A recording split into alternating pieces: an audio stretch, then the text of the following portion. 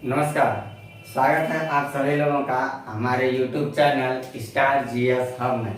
हम लोग अपने इस चैनल के माध्यम से इकोनॉमिक विषय पर बातचीत कर रहे थे और इकोनॉमी में हम लोग पढ़ रहे थे इकोनॉमिक प्लानिंग के बारे में, आर्थिक नियोजन के बारे में। उस आर्थिक नियोजन से संबंधित हमने कुछ बातें आपको बता दिया था।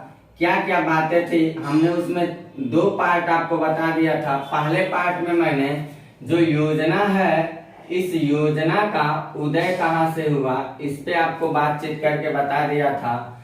फिर मैंने आपको इस योजना के परिभाषा के बारे में बता दिया था, योजना का परिभाषा क्या है। फिर हमने जो बातचीत किया था आपसे वो योजना के प्रकार पर किया था। इसके पहले का वीडियो आप देखिएगा, पार्ट 1 योजना के प्रकार पर बातचीत कर चुका था। और फिर हमने योजना का बैकग्राउंड हमने बता दिया था आपको, बैकग्राउंड के बारे में आपको सारी बातें बता दिया था। 1934 से लेकर 1951 तक 50 तक की बातों को बताया था। और इसी में मैंने बताया था फाइनली योजना आयोग का गठन कर दिया गया। फिर मैंने जो पार्ट 2 लेकर के आपके सामने आया था, इस पार्ट 2 में हमने आपको स्पेशल योजना आयोग पढ़ाया था। योजना आयोग क्या है आप देख लीजिएगा। फिर हमने आपको नीति आयोग के बारे में सारी बातें बता दिया था, नीति आयोग के बारे में। फिर हमारी जो बातचीत चली थी वो एनडीसी के बारे में बातचीत चली थी, नेशनल डिपार्टमेंट काउंसिल के बारे में, राष्ट्रीय विकास परिषद, इसके बारे में मैंने सब कुछ बता दिया था। और फाइनली हमने योजना आयोग बनाम नीति आयोग बनाम नीति आयोग, इसके बारे में हमने आपको सारी मुद्दों पर डिस्कशन आपके साथ कर चुका था। आज जो मैं बातचीत आपसे करने चल रहा हूँ, आज जो हमारी बातचीत होगी उस किस मुद्दे पे होगी जरा देखिएगा। उसकी दो मुद्दे हैं, दो मुद्दे। पहला तो हम लोग देखेंगे योजना आयोग आ रहा है तो ये पंचवर्षीय योजनाओं को लेकर के आएगा, पंचवर्षीय योजनाओं को। तो आज हम लोग पंचवर्षीय योजना को देखेंगे। और इसी के दौर में हमारे देश में लिबरलाइजेशन, प्राइवेटाइजेशन और ग्लोबलाइजेशन को, उदारीकरण, निजीकरण और वैश्वीकरण के तत्वों को अपनाया जा रहा है। तो आज की जो हमारी क्लास चलती है वो हम लोग पंचवर्षीय योजना एलपीजी से रिलेटेड मुद्दों पे बातचीत करते हैं। और इसको हम लोग कोशिश करेंगे कि दो भाग में करके पढ़ें। एक भाग में पंचवर्षीय योजना को पढ़ा जाएगा, एक भाग हम लोग पंचवर्षीय योजना को बांट के पढ़ेंगे। और एक अलग से भाग हम लोग पढ़ेंगे जिसमें स्पेशल हम लोग एलपीजी से रिलेटेड मुद्दों पे बातचीत करेंगे। क्योंकि इसको अगर एक साथ पूरा पढ़ाया जाएगा तो वीडियो बहुत लंबा हो जाएगा। यहाँ हम लोग 12 पंचवर्षीय योजनाओं को पढ़ेंगे। 12 पंचवर्षीय योजनाओं के बारे में अगर पढ़ा जाएगा और ये 12 पंचवर्षीय योजना फाइनली चलेंगी 2017 तक की पूरी कहानी। 1951 से 1956 की पहली पंचवर्षीय योजना से लेकर के हम लोग 2012 से 2017 तक की सारी बातों पे बातचीत जब करेंगे, 2017 तक की बातों पे बातचीत करेंगे। इसके बीच में टोटल हम लोगों को 12 पंचवर्षीय योजना मिलेंगी। तो हम लोग पंचवर्षीय योजना को पहले दो भाग में करके पढ़ेंगे। और इसके दो भाग, पहले हम लोग शुरुआत के 6 पंचवर्षीय योजना पढ़ेंगे, फिर लास्ट के 6 पढ़ेंगे। बीच में कुछ योजना अवकाश आएगा, अनवरत योजनाएं आएंगी, उसके बारे में बातचीत करेंगे। और फिर हम लोग फाइनली पढ़ेंगे एलपीजी के बारे में बातचीत करेंगे, ताकि वीडियो भी छोटा है, आपको आसानी भी रहे पढ़ने समझने में। तो आप इसके पहले के पार्ट को अगर इन बातों को देखना होगा तो खोल के देख सकते हैं। आज हम बातचीत करने चल रहे हैं बिना देर किए आपके सामने 5 ईयर प्लानिंग के बारे में हम बातचीत करने चल रहे हैं। तो हम लोगों की क्लास पंचवर्षीय योजना में शुरू हो रही है, पहली पंचवर्षीय योजना से। और आइए देखते हैं क्या है इन पंचवर्षीय योजनाओं का रहस्य, इसके बारे में करते हैं हम लोग बातचीत। तो शुरू करते हैं हम लोग अपनी क्लास को और देखते हैं पहली पंचवर्षीय योजना से रिलेटेड बातों पे करते हैं बातचीत। यानी कि प्रथम पंचवर्षीय योजना, ये पहला पंचवर्षीय योजना कब चल रहा है तो 1951 से लेकर 1956 तक ये चला है। इसके बारे में हम लोग करते हैं बातचीत। तो हम लोग लिखेंगे, यहाँ समझाते चलेंगे और लिखते चलेंगे, बिंदुवत बातों को लिखते चलेंगे जो एग्जाम के नजरिए से अति आवश्यक बहुत ज्यादा इसमें गहराई से नहीं चलना हम लोगों को। सबसे पहले तो देखा जाएगा इस पंचवर्षीय योजना का मॉडल क्या तैयार किया गया था। फिर इसके बारे में अगली बात जो हम लोग देखेंगे, मॉडल देख लेंगे तो अगली बात ये देखेंगे इस पंचवर्षीय योजना का उद्देश्य क्या था, उद्देश्य क्या था इसका, ये हम लोग इस पे बातचीत करेंगे। और उद्देश्य देख लेंगे तो ये देखेंगे कि किन किन लक्ष्यों को पूरा करने के लिए, उद्देश्य से रिलेटेड बातों को हम लोग किन किन लक्ष्यों को पूरा करना चाह रहे थे। फिर जानेंगे कि पहली पंचवर्षीय योजना जो थी, इस पहली पंचवर्षीय योजना का लक्ष्य थोड़ा बड़ा रहेगा, तो यहाँ हम लोग पहले उन बातों को पढ़ते चले आ रहे हैं, फिर आगे की कहानी बताते हैं। पहला जो पंचवर्षीय योजना था 1951 से 56 के बीच चला था, इसका जो मॉडल तैयार किया था ये हेराल्ड डोमर मॉडल था। हेराल्ड और डोमर नामक दो अर्थशास्त्रियों की दिमागी उपज थी। ये दोनों अर्थशास्त्री लोग इसके बारे में अपनी कुछ भूमिका को दे रहे हैं, कुछ अपनी विचारधाराओं को दे रहे हैं, और उनकी विचारधाराएं क्या थी अभी हम लोग आगे देखेंगे। तो इसका जो मॉडल तैयार किया गया था वो हेराल्ड डोमर मॉडल पे आधारित था, यानी कि एक अर्थशास्त्री हेराल्ड थे और दूसरे थे डोमर महोदय जी। तो ये हेराल्ड डोमर मॉडल इसको कह सकते हैं हम लोग, दो अर्थशास्त्रियों का यहाँ योगदान था। तो मॉडल में हम लोग यही जानेंगे हेराल्ड डोमर मॉडल पे आधारित था। उद्देश्य क्या रखा गया था पहली पंचवर्षीय योजना का, जो उद्देश्य रखा गया था वो था कि हम लोग चूंकि आजाद अभी देश हुआ था, खाने के लिए भारत देश में खाद्यान्न की बहुत कमी थी, खाने के लिए बहुत कमी थी अनाजों की। तो हम लोगों ने प्राइमरी सेक्टर के कृषि वाले क्षेत्र को हम लोगों ने बढ़ावा दिया था कि हम लोग कृषि को बढ़ावा देंगे। जब कृषि कार्य को हम लोग करेंगे तो कृषि के लिए हम लोगों को सिंचाई की भी जरूरत होगी, इसलिए हम लोगों ने उद्देश्य बनाया था कि कृषि और सिंचाई पे हम लोगों ने टारगेट किया था कि कृषि और सिंचाई को हम लोगों को बढ़ावा देना। ये हम लोगों ने उद्देश्य बनाया था कि 5 साल में देश की कृषि और ये सिंचाई व्यवस्था को हम लोगों को पूरी तरह से तकनीकी व्यवस्था में बदल देना। इसके अलावा अगर इसके लक्ष्य को देखा जाएगा तो कृषि और सिंचाई जैसे हम करेंगे तो हम लोगों को क्या मिलेगा, हम लोगों ने ये सोचा कि हम लोग खाद्यान्न जो है, खाने वाली जो चीजें हैं, उन खाद्यान्न क्षेत्रों पे आत्मनिर्भर होंगे, यानी खुद हम लोग खाद्यान्न क्षेत्रों को पैदा करेंगे। यानी कि लक्ष्य में हम ये जानेंगे कि जो खाद्यान्न थे, इन खाद्यान्नों के लिए आत्मनिर्भरता की बात की। आत्मनिर्भर स्वयं उस काम को कर किसी के ऊपर निर्भर नहीं रहेंगे, यानी कि खाद्यान्न आत्मनिर्भरता प्राप्त करना, निर्भरता प्राप्त करना, ये हम लोगों का उद्देश्य था। इसके अलावा अगर देखा जाए तो हम लोगों के यहाँ मुद्रास्फीति की बहुत समस्याएं थी। मुद्रास्फीति क्या होता है, अभी आगे टॉपिक आएगा तो हम लोग देखेंगे उसको। हम लोग इन्फ्लेशन को पढ़ने भी वाले हैं, हमने अपने टॉपिक में मेंशन भी किया।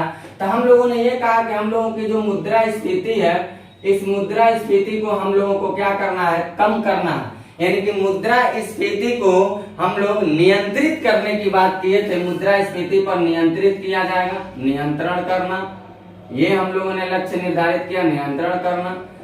इसके अलावा लक्ष्य जो हम लोगों की तीसरी निर्धारित हुई थी वो ये था, बहुत ज्यादा देश में शुरुआत में शरणार्थी समस्याएं चल रही थी। चूंकि देश आजाद हुआ था, लोगों का आवागमन एक देश से दूसरे देश में हो रहा था, तो हम लोगों ने पहली पंचवर्षीय योजना में ये लक्ष्य तैयार किया गया था कि जो शरणार्थी है उन शरणार्थियों का पुनर्वास की व्यवस्था है।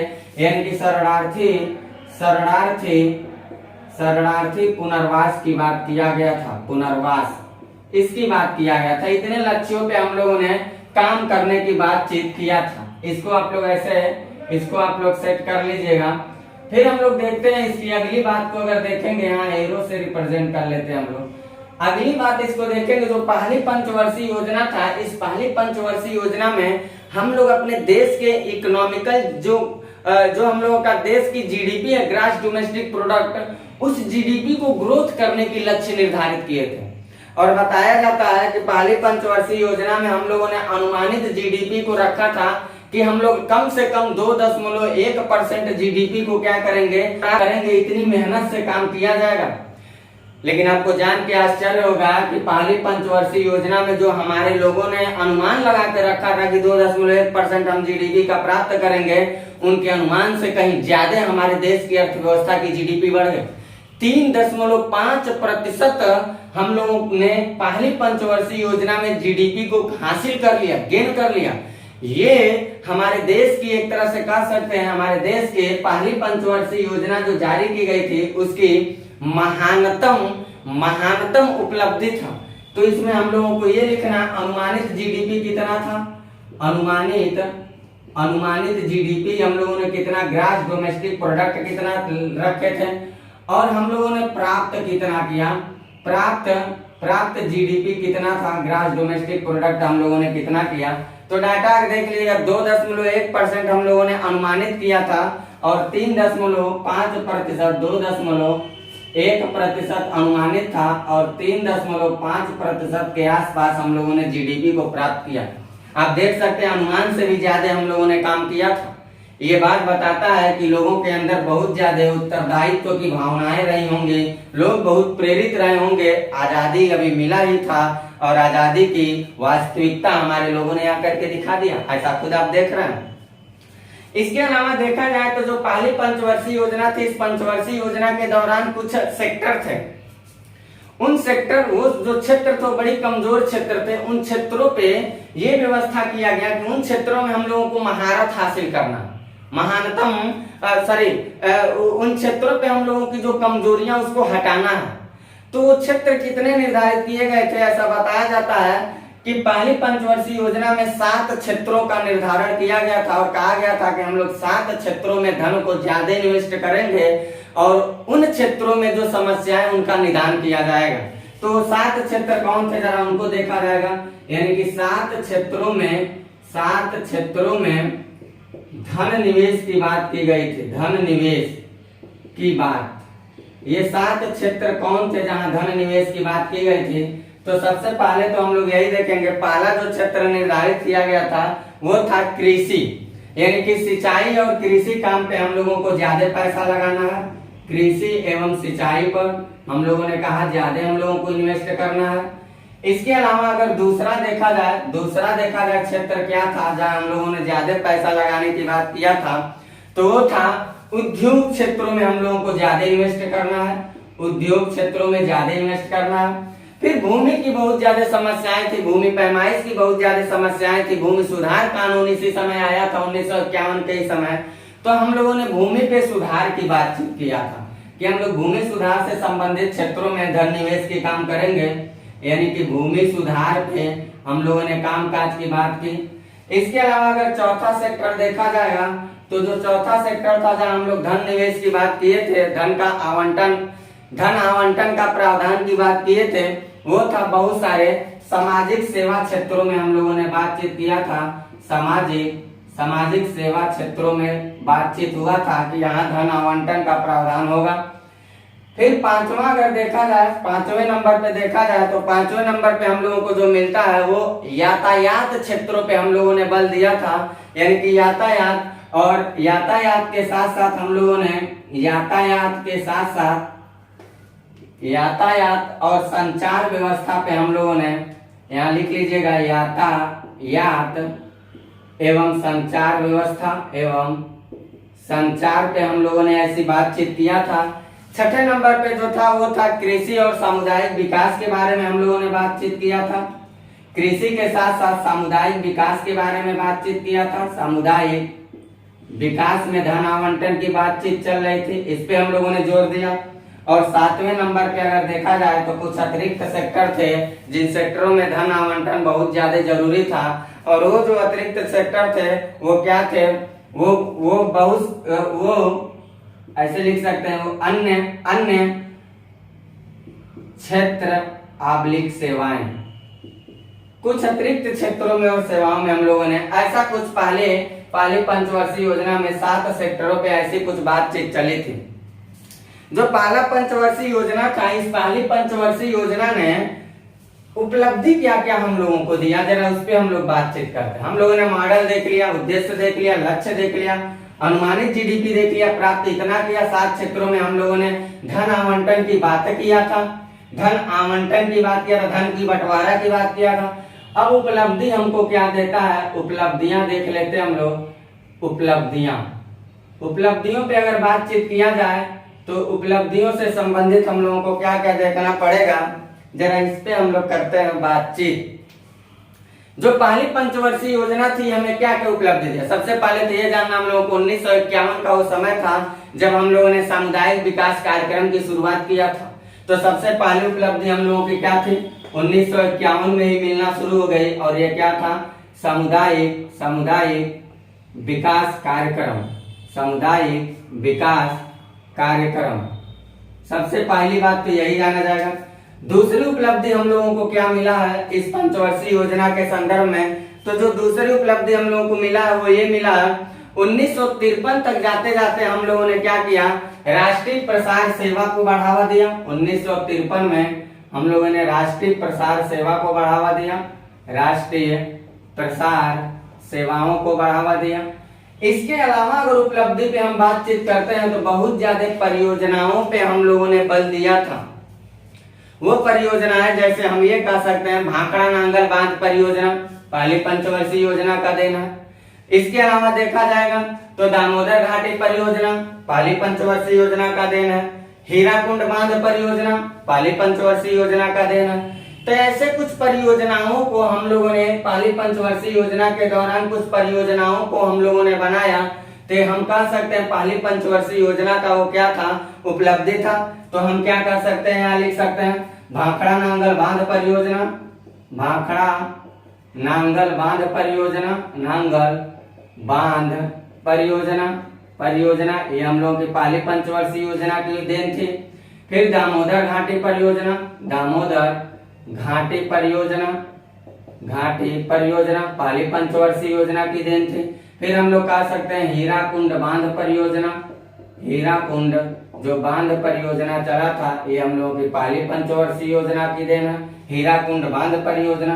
तो पहली पंचवर्षीय योजना ने हम लोगों को कुछ उपलब्धियां भी दिया है, उसको कुछ ऐसे प्रकार से हम लोग जानेंगे।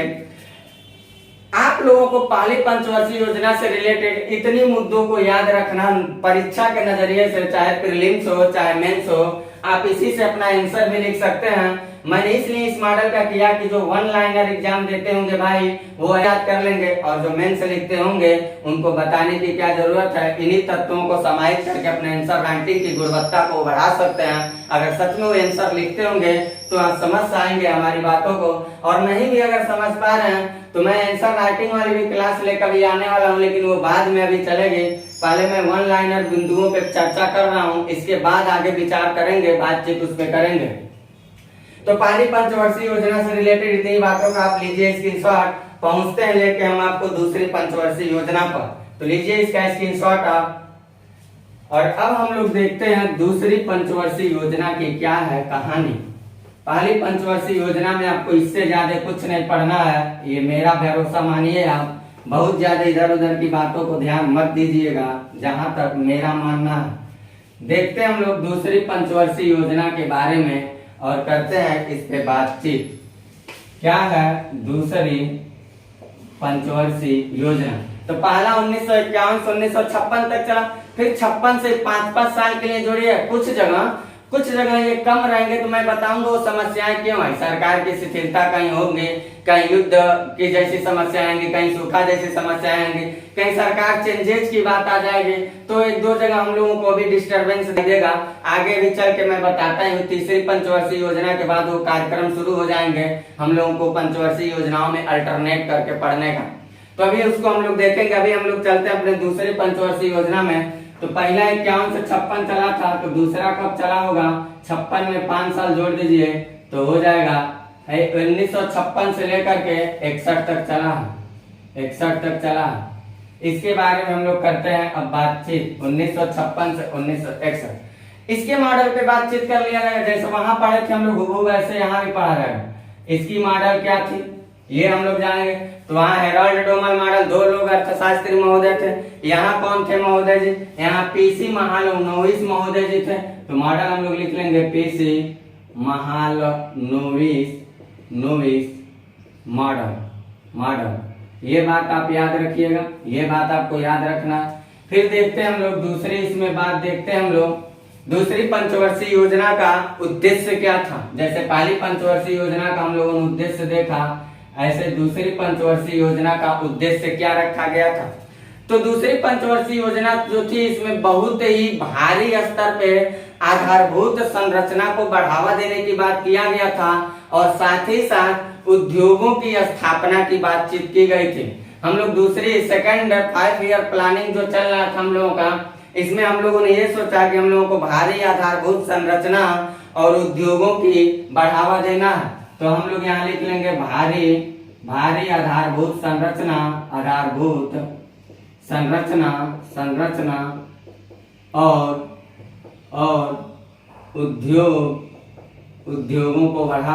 उद्योगों को बढ़ावा दिया गया है या उद्योगों की स्थापना की बात कर लीजिएगा। तो हम लोग देखते हैं इसका उद्देश्य ऐसा कुछ निर्धारित किया गया था दूसरी पंचवर्षीय योजना का। दूसरी पंचवर्षीय योजना जो चला है, इस दूसरी पंचवर्षीय योजना में अनुमानित जीडीपी कितना रखा गया था और हम लोगों को प्राप्त कितना जीडीपी हुआ, जरा इस पे हम लोग बातचीत कर लेते हैं। अनुमानित जीडीपी क्या था और प्राप्त जीडीपी हम लोगों ने क्या किया था? प्राप्त जीडीपी ग्रॉस डोमेस्टिक प्रोडक्ट हम लोगों को कितना मिला?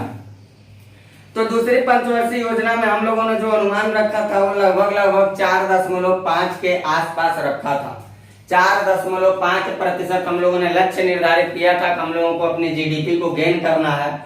लेकिन समस्या की थोड़ी बात है, जीडीपी जो थी हम लोगों की वो 4.5 तक हम लोगों ने प्राप्त नहीं कर पाया, थोड़ा उससे कम हम लोगों ने प्राप्त किया था, लगभग 4.21 लगभग में 4.3% के आसपास हम लोगों ने जीडीपी को प्राप्त किया।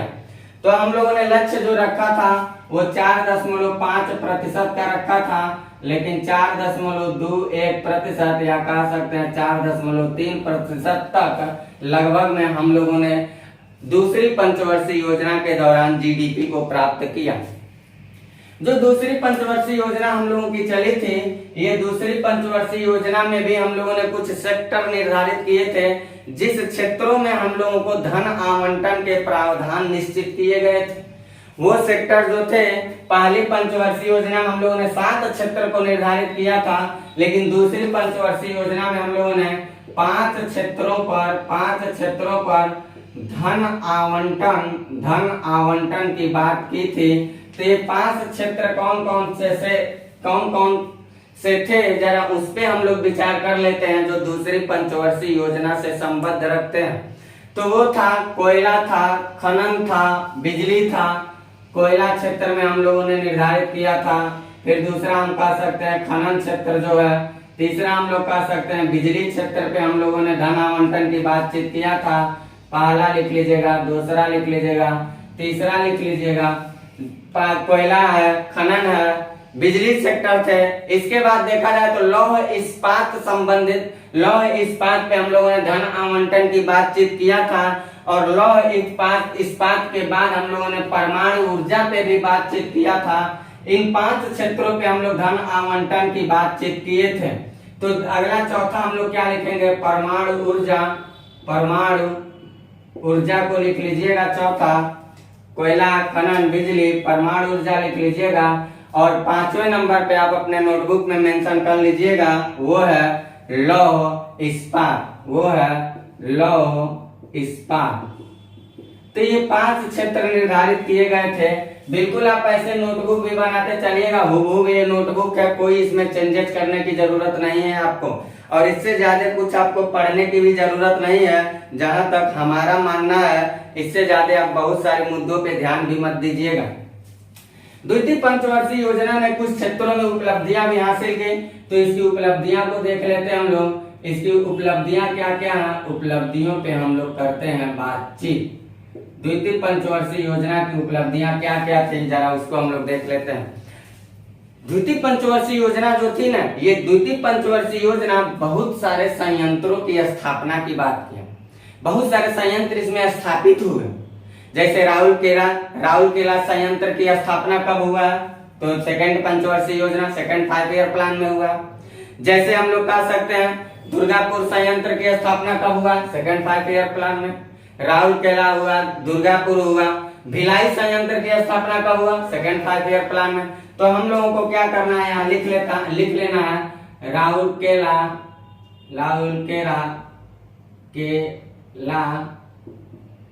राउरकेला, उसके बाद हम लोग लिख लेंगे भिलाई। ये जो है राउरकेला है, भिलाई है, दुर्गापुर है, दुर्गापुर संयंत्रों की स्थापना। ये हम लोगों को जानना है, ये हम लोगों की उपलब्धि थी, क्योंकि ये देख लीजिएगा इन क्षेत्रों से आज भी हम लोगों के देश की रीढ़ की हड्डी की तरह काम करते हैं औद्योगिक क्षेत्रों के संबंध में। इसके अलावा देखा जाए तो सेकेंड 5 ईयर प्लान में कुछ और उपलब्धि हम लोगों को मिली थी, और वो थे बहुत सारे हम लोगों ने क्या किया था, बहुत सारे कल कारखानों को भी स्थापित किया था। जैसे इंटीग्रल कोच फैक्ट्री की जो स्थापना हुई थी वो द्वितीय पंचवर्षीय योजना के संबंध में हुई थी। इंटीग्रल फैक्ट्री की जो स्थापना हुई है, कोच फैक्ट्री लिख लीजिएगा, कोच फैक्ट्री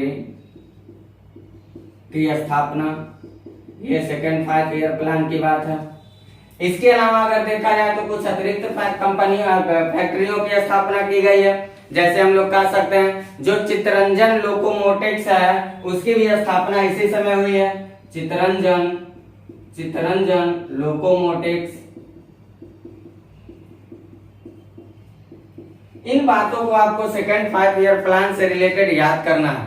और एक पूछा हुआ सवाल आपको बता रहा हूं, जो एग्जाम में पूछा हुआ है कि सिंदरी उर्वरक जो कारखाना है, वो सिंदरी उर्वरक कारखाना किस पंचवर्षीय योजना के दौरान स्थापित किया गया था। तो इसको आप याद रखिएगा, सिंदरी जो उर्वरक कारखाना है, सिंदरी उर्वरक कारखाना, ये सिंदरी उर्वरक कारखाना जो है ये सेकेंड पंचवर्षीय योजना की देन है। तो दूसरी पंचवर्षीय योजना से रिलेटेड आपको इतनी बातों को याद रखना है। अब हम आपको लेके चलते हैं तीसरी पंचवर्षीय योजना में। इसका आप लीजिए स्क्रीनशॉट और पहुंचते हैं हम तीसरी पंचवर्षीय योजना में। तो देखते हैं हम लोग क्या है तीसरी पंचवर्षीय योजना। हम लोग देखते हैं तीसरी पंचवर्षीय योजना, इसके बारे में हम लोग बातचीत करते हैं। 1956 से 1961 तक चला था, तो 1961 में 5 साल जोड़ेंगे 1966 होगा, तो ये 1961 से 1966 तक चला है। और इससे रिलेटेड हम लोग कुछ मुद्दों पे बातचीत करते हैं। इसका मॉडल क्या था, इसके लिए उद्देश्य क्या निर्धारित किए गए, इन सारी बातों को हम लोग देखते हुए चलेंगे। तो इसका जो मॉडल निर्धारित किया गया था उसमें 2 अर्थशास्त्री यहाँ भी मिलकर काम करते हैं। एक थे जे सैंडी महोदय और दूसरे थे सुखमय चक्रवर्ती महोदय। तो मॉडल इसका दोनों लोगों के नाम पे आता है, जे सैंडी तथा सुखमय चक्रवर्ती मॉडल। ये याद रखना हम लोगों को, ये इसका मॉडल निर्धारित किया गया था।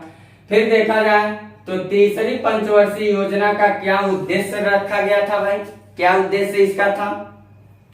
तो जो तीसरी पंचवर्षीय योजना था इसका उद्देश्य ये रखा गया था, हम लोगों को आत्मनिर्भर बनने की। पहला और दूसरा हम लोगों ने देख लिया। अब हम लोग कहें हम लोग आत्मनिर्भर बनेंगे, सिर्फ काम को करेंगे। तो आत्मनिर्भर बनने के लिए और स्वतः स्फूर्तिवान अवस्था में हम लोगों को पहुंचने के लिए ऐसा कुछ सरकार ने योजनाओं को लाके बढ़ावा दिया था। तो इसमें हम लोगों को उद्देश्य देखना पड़ेगा, आत्मनिर्भरता की बात की गई थी।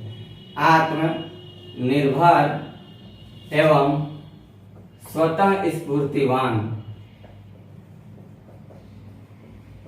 इसके बारे में हम लोगों ने उद्देश्य जो था ये हम लोगों ने रखा था। इसके अलावा देखा जाएगा तो जो तीसरी पंचवर्षीय योजना है, थर्ड 5 ईयर प्लान है, उसमें कुछ प्रमुख बिंदुओं को भी रखा गया है। इसके अलावा तो जरा देखते हैं हम लोग प्रमुख बिंदु क्या है इसके प्रमुख बिंदु जहां हम लोगों ने काम किया।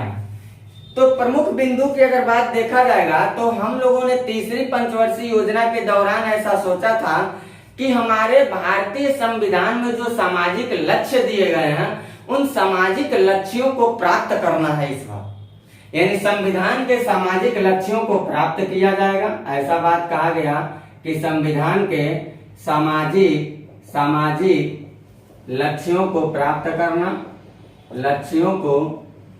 करना, ये थी बात। फिर इस प्रमुख बिंदु में और हम लोग बात देखते हैं। एक बात याद रखिएगा, संविधान में सामाजिक लक्ष्य को प्राप्त करना। तीसरी पंचवर्षीय योजना के दौरान हम लोगों ने सोचा था कि जो हमारी नेशनल इनकम है, राष्ट्रीय आय है, वो प्रति वर्ष 5% की दर से बढ़े, यानी प्रति वर्ष 5% की दर से ग्रोथ करने की बात नेशनल इनकम में हम लोगों ने तीसरी पंचवर्षीय योजना के दौरान ऐसा सोचा था। यानी कि प्रति वर्ष 5% वृद्धि। ये वृद्धि कहां? तो कहेंगे राष्ट्रीय आय में प्रति वर्ष 5% वृद्धि की बातचीत की गई थी। साथ ही साथ देखा जाए तो तीसरी पंचवर्षीय योजना के प्रमुख बिंदुओं में जो हमारे खाद्यान्न क्षेत्र हैं, उस खाद्यान्न क्षेत्रों में स्वावलंबी बनने की बात की गई थी। यानी कि खाद्यान्न क्षेत्रों में स्वावलंबी बना जाएगा, खुद खाद्यान्न क्षेत्रों को उपलब्ध किया जाएगा और बढ़ावा दिया जाएगा। तो तीसरी बात हम इसमें ये लिख सकते हैं, खाद्यान्न क्षेत्रों में स्वावलंबी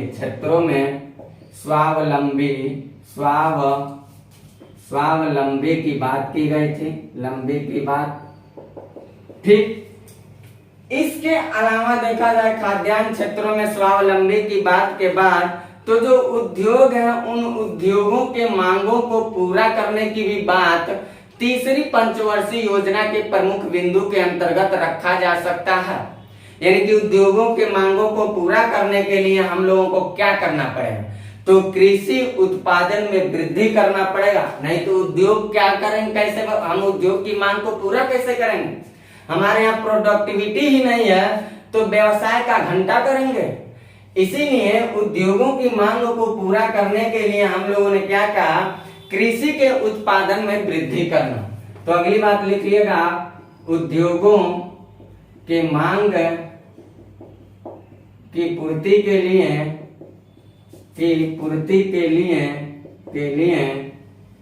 कृषि उत्पादन में वृद्धि ऐसा बात किया गया था। ये प्रमुख बिंदु के अंतर्गत रखा गया था, जो आप लोगों को याद रखना। साथ ही साथ देखा जाए तो तीसरी पंचवर्षीय योजना के दौरान अनुमानित जीडीपी रखा गया था, कुछ अनुमानित जीडीपी। और देखते हैं जो अनुमानित जीडीपी है, तो हम लोगों ने इस अनुमानित जीडीपी में प्राप्त कितना किया? प्राप्त हम लोगों की जीडीपी कितनी थी? ग्रॉस डोमेस्टिक प्रोडक्ट कितना था? तीसरी पंचवर्षीय योजना के दौरान जो अनुमानित जीडीपी रखा गया था वो 5.6 के आसपास था। लगभग कह सकते हैं 5.6 कुछ था, 5.6 समथिंग था। यानी 5.7 आप डाटा मिलेगा तो आप टेंशन मत रखिएगा। 5.7% की अनुमानित जीडीपी हम लोगों ने रखा था। और इस पे हम लोगों ने जब काम किया तो 2.8% के आसपास हम लोगों को जीडीपी प्राप्त हुआ। तो हम ये कहेंगे अनुमानित जीडीपी हमने 5.7 रखा और 2.72% या कह सकते हैं लगभग में 2.8% हम लोगों ने जीडीपी को प्राप्त किया। तो ये बात मिलेगा तो इसको आप मार दीजिएगा 2.8% को, आपका आंसर गलत नहीं होगा, ये दावा है। तो अनुमानित जीडीपी ऐसा रखा गया था, प्राप्त हम लोगों ने इतना किया। तो आप बताइए इसमें जीडीपी का डिप्रिसिएशन देखा जा रहा है ना? जीडीपी जो है वो जीडीपी क्या हो रही है? वो जीडीपी की गिरावट देखी जा रही है, यानी जीडीपी यहाँ गिर रहा है। तो जीडीपी गिर क्यों रहा है भाई? इस तीसरे पंचवर्षीय योजना को असफल पंचवर्षीय योजना कहा जाता। तो क्या कारण है कि तीसरी पंचवर्षीय योजना असफल हो गई? ये क्यों नहीं सफल रही? ये अपने अनुमानित लक्ष्य से इतना ज्यादा क्यों गिर गई? इसके पीछे कुछ राज है। इसके पीछे हमारे देश कुछ चुनौतियों, कुछ संघर्षों से गुजर रही थी। और इस समय का वो दौर था जिस समय हमारे भारत देश के साथ 1962 में भारत चाइना युद्ध चल रहा था। 1962 में 1965 के समय हमारा देश भारत पाकिस्तान के साथ युद्ध में जुझा हुआ था। साथ ही साथ इसी दौर में हमारे देश में सूखा पड़ गए थे। ऐसी तमाम समस्याओं के बावजूद, ऐसे तमाम समस्याओं के होने के वजह से हमारी तीसरी पंचवर्षीय योजना जो थी वो असफल हो गई। तो तीसरी पंचवर्षीय योजना जो थी, इसको हम कह सकते हैं तीसरी पंचवर्षीय योजना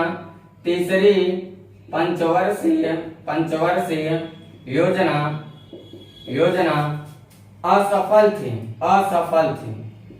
आप खुद देख रहे हैं असफल थी। आप खुद देख रहे हैं जीडीपी इतना रखा गया, इतना ही ग्रोथ कर रहा, गेन कर रहा, ग्रोथ नहीं हो रहा, डिप्रिसिएशन हो गया, गिरावट हो गया, ह्रास हो गया। तो असफल थी। तो इसके असफलता का कारण क्या था? तो हम कहेंगे 1962 में हुआ भारत चीन युद्ध। फिर हम कहेंगे 1965 में हुआ भारत पाक युद्ध,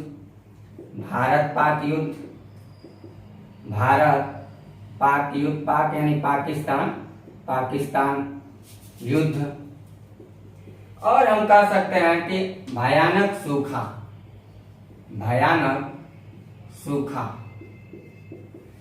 ऐसी समस्याएं आ गई हमारे देश में, जिन समस्याओं के वजह से हमने अपने देश में चलाए गए तीसरी पंचवर्षीय योजना को असफल देखा।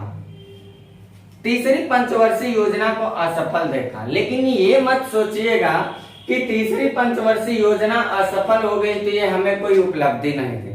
तीसरी पंचवर्षीय योजना ने भी हम लोगों को कुछ उपलब्धियां दी हैं। वो उपलब्धियां क्या हैं, जरा उस मुद्दे पे हम आपसे करते हैं बातचीत। तो तीसरी पंचवर्षीय योजना हम लोगों को क्या उपलब्धि देती है, इधर आप लिख ही लिए होंगे। मैं इधर की बातों को करता हूँ इरेज और बताता हूँ तीसरी पंचवर्षीय योजना के कुछ उपलब्धि के बारे में। हम लोग देखते हैं कि इतनी असफलता होने के बाद भी क्या तीसरी पंचवर्षीय योजना कुछ उपलब्धियों पे बात कर रही है या नहीं। तो इसकी उपलब्धि क्या थी भाई? उपलब्धियां,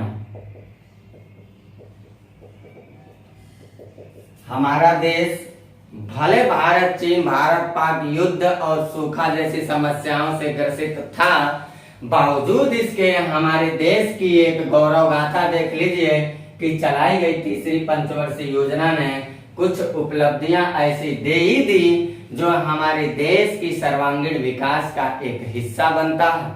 और वो उपलब्धियां क्या हैं? तो हम लोग देखते हैं सबसे पहले 1963-64 के समय हम लोगों ने गहन कृषि कार्यक्रम प्रोग्राम चलाया था। 1963-64 के समय हम लोगों ने गहन कृषि कार्यक्रम चलाया था और निसंदेह इसमें हम लोगों को उपलब्धि मिली थी, इसमें कोई दो राय नहीं है। 1963-64 के बाद हम लोगों ने 1964 के समय जाकर के हम लोग भारत में औद्योगिक विकास कार्यक्रम की शुरुआत किया था। यानी भारत में भारतीय औद्योगिक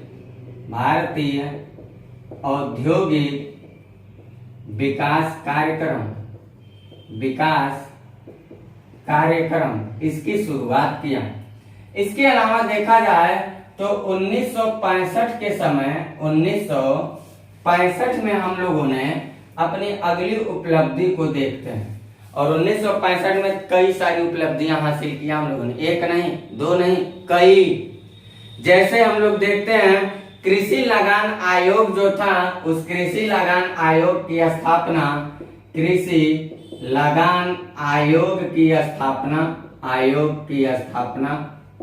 हम लोगों ने इसी समय किया, 1965 में।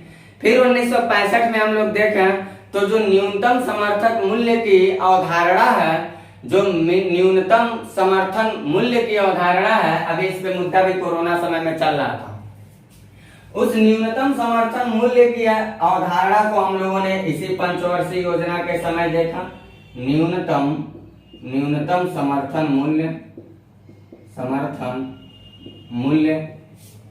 न्यूनतम समर्थन मूल्य की अवधारणा वो इसी पंचवर्षीय योजना से संबद्ध रखता है।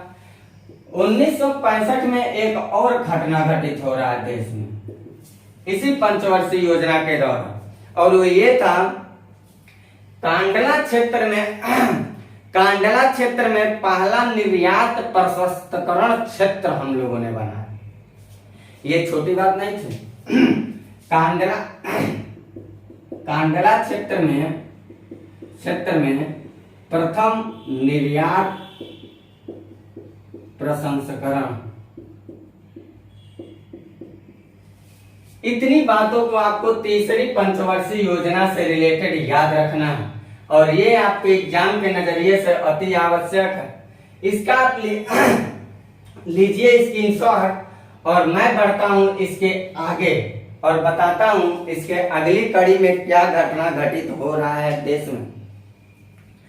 1969-66 तक ये चल रहा। 1966 के बाद क्या हुआ? तो 1966 के बाद की कहानी अगर देखा जाए तो तीसरी पंचवर्षीय योजना के बाद हम लोगों की जो चौथी पंचवर्षीय योजना आती है वो 1966 से शुरू होनी चाहिए, लेकिन वो 1966 से शुरू नहीं होती है, 1969 से शुरू होती है, 1969 से शुरू होती है। तो 1966 से 1969 का दौर क्या हुआ? हम क्या कह रहे हैं? 1966 में समाप्त हो रहा है तीसरा पंचवर्षीय योजना, तो चौथा जो आएगा 1966 से शुरू होगा ना, लेकिन 66 से शुरू नहीं होता है। चौथा पंचवर्षीय योजना 1969 से शुरू होता है और 1969 से लेकर के कितना 69, 70, 74, 1974 तक ये चलता है। तो 1966 में खत्म हुआ ये 19 तीसरा और 1969 में शुरू हो रहा है चौथा। तो 66 से 69 का समय कहाँ गया? ये टाइम क्या था? जरा इस पे हम लोग करते हैं बात, फिर हम लोग पढ़ेंगे चौथा पंचवर्षीय योजना। हम लोग अभी क्या देखने चल रहे हैं?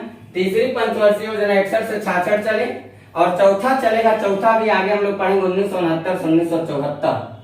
तो 66 से 69 डायरेक्ट आ रहा है, तो 1966 से 69 जो 3 साल का समय था वो 3 साल का समय कहाँ गया? जरा उस पे हम लोग करते हैं बातचीत। तो इसको करता हूं मैं इरेज और चलता हूं 1966 से 1969 के मुद्दों पे आपको लेकर के और बताता हूं कहाँ गए वो समय 1966 से 1969 के बीच का।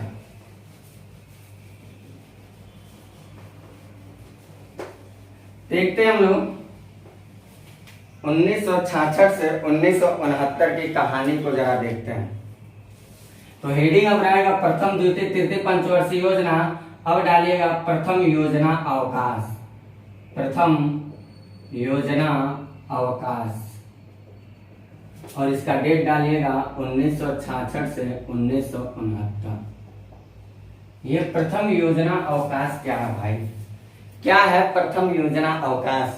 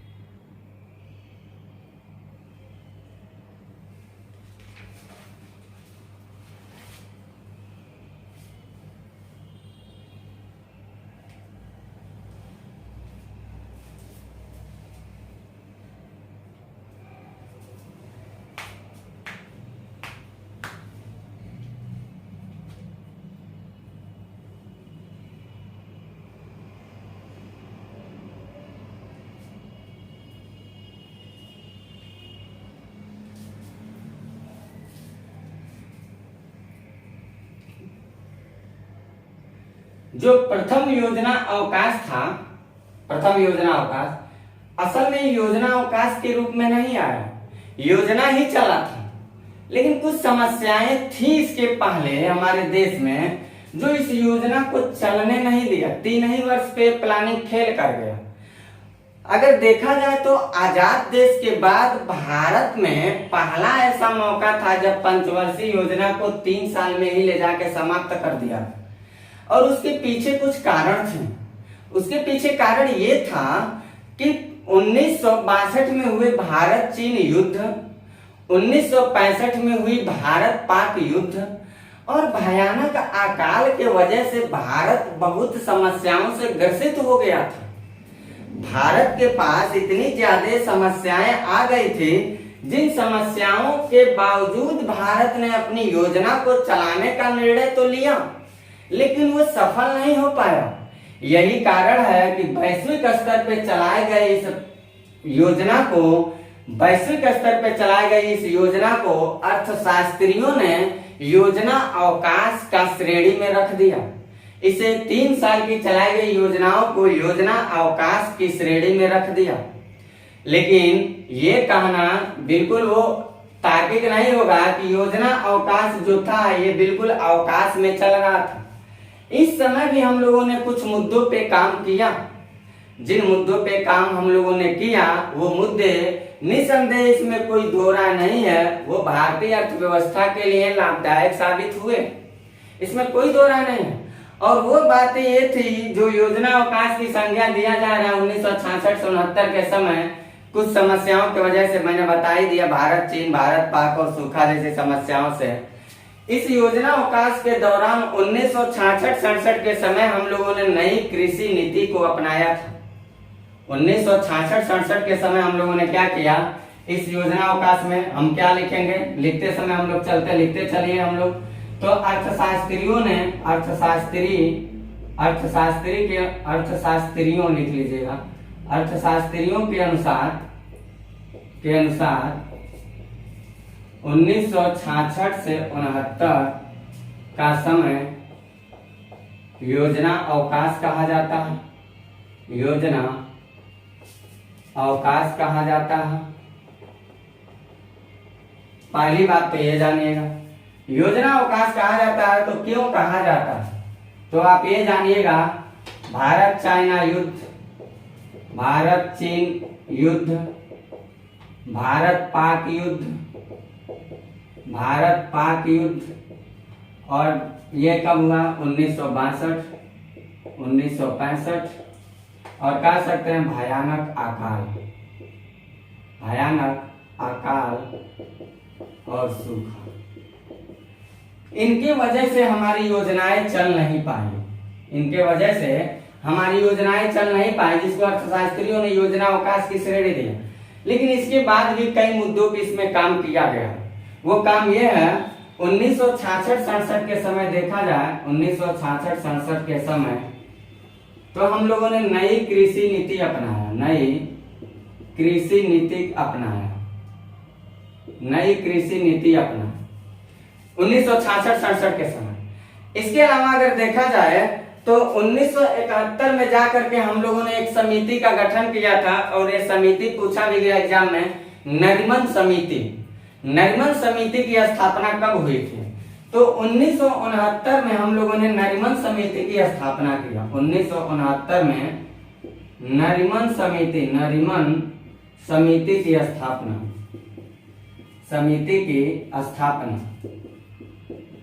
और इस समिति की स्थापना हम लोगों ने किया था। तो इस समिति ने कुछ अपनी सिफारिश दी, और इसके सिफारिश के आधार पे हम लोगों ने लीड बैंक योजना का प्रारंभ किया, बैंकों को जोड़ने प्रक्रिया शुरू किया।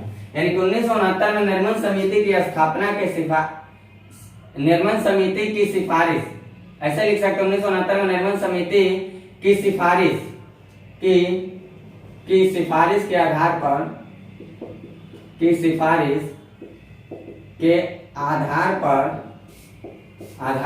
1969 में नरीमन समिति के सिफारिश के आधार पर लीड बैंक योजना की शुरुआत हुई।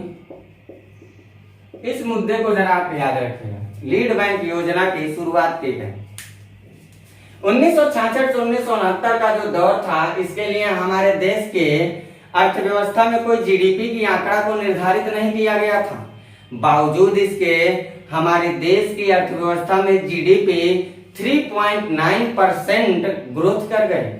यानी कि योजना अवकाश के समय कोई जीडीपी लक्ष्य नहीं तैयार किया गया था, बावजूद इसके जीडीपी क्या हुआ, जीडीपी ग्रॉस डोमेस्टिक प्रोडक्ट जो हम लोगों का है, जीडीपी में 3.9%, जीडीपी को 3.9% देखा गया। सोचिए, कोई हम लोगों ने जीडीपी तय नहीं किया गया था, इसके बावजूद 3.9% जीडीपी देखा गया था।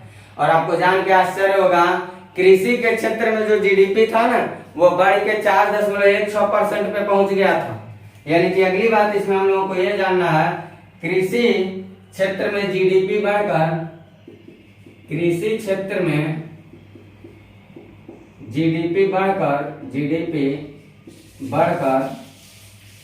4.9% लिख लीजिएगा। कृषि क्षेत्र में जीडीपी बढ़ के कितना हो गया, 4.16% हो गया। 1.6 लिख लीजिएगा, 1.6% हो गया। इतनी मुद्दों को आपको योजना अवकाश से संबंधित बातों को याद करना, इतनी मुद्दे आपको क्या करना है, याद करना। अब हम लोग पहला योजना पढ़ लिए, दूसरा पंचवर्षीय योजना पढ़ लिए, तीसरा पढ़ लिए। अब चौथी पंचवर्षीय योजना का हम लोग क्लास अगली वीडियो के साथ लेते हैं, क्योंकि क्लास बहुत लंबा हो जा रहा है तो आप लोग थक जा रहा है, ऐसा कमेंट भी आप लोगों का आ रहा है। इतनी सारी बातों को पूरी बेसब्री के साथ आप याद रखिएगा। हमें नहीं लग रहा है कि आपको पंचवर्षीय योजना की अब तक जितनी क्लास मैंने दिया इसमें कोई बात छोड़ा है। एग्जाम के नजरिए से सारी बातों को मैंने लिख दिया और समझाने की हैसियत से मैंने लगभग सारी मुद्दों पे चर्चा भी कर दिया जितनी हमारी पंचवर्षीय योजना से रिलेटेड है।